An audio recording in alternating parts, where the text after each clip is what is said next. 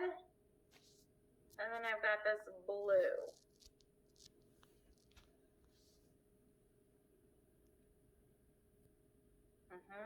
What do you mean by why, Fernando?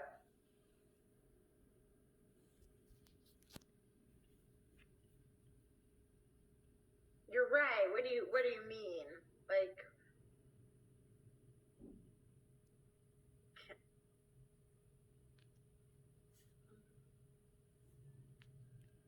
yeah, perfect. Yeah.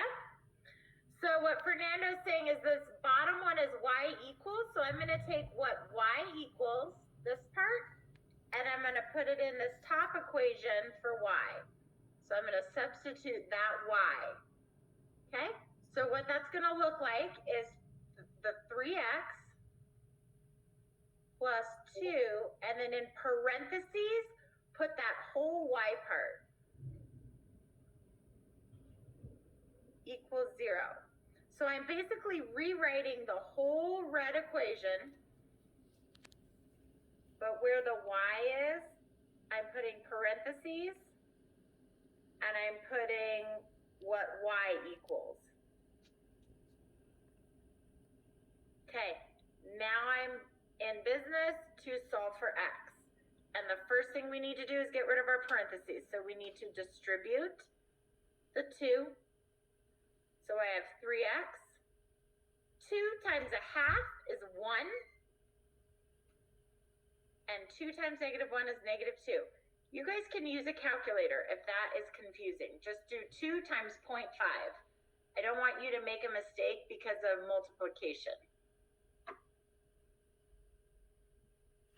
That's 4x minus 2 equals 0. I'm solving for x. So what would I do now?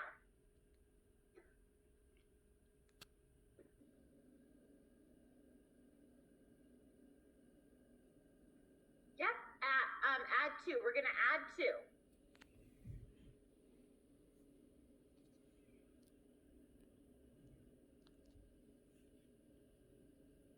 Now we're not going to subtract 4, Jose. We're going to actually divide by 4 because it's being multiplied. 2 divided by 4 is 0.5. Okay, so I'm going to go up here. I'm going to set up my answer as a point. I'm going to remind myself that it's x comma y, and what I found was the x value. So I'm going to put that in for my x value.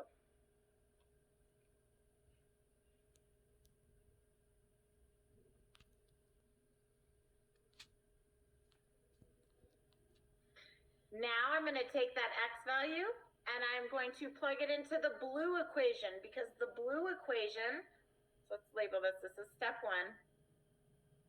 Step 2 says y equals. So y equals 1/2